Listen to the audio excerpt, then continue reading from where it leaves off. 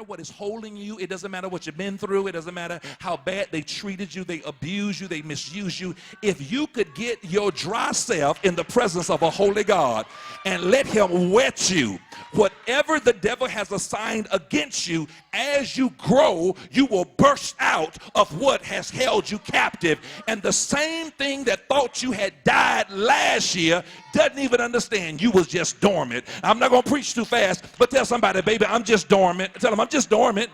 Tell them, if you just get in God's presence, something supernatural will begin to happen.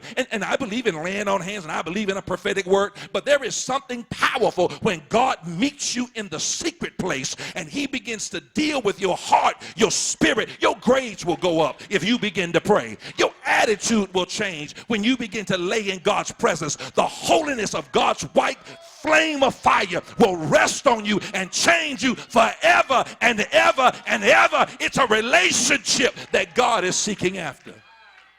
When your relationship is right with God, your relationship is better with everybody. Let the church say amen.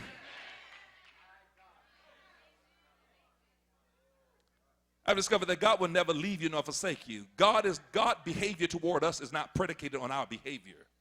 That does not define grace at all. God is who he is in spite of us. God blesses us in spite of us.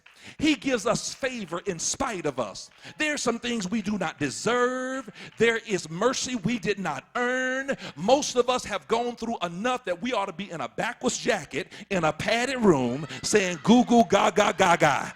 But if it had not been for the mercy of God and the grace of God, God spared me. He kept me. He protected me. You should have got caught too, but you just ran faster. They didn't see you. Somebody tripped. They could outrun you, but God tripped them and you got away.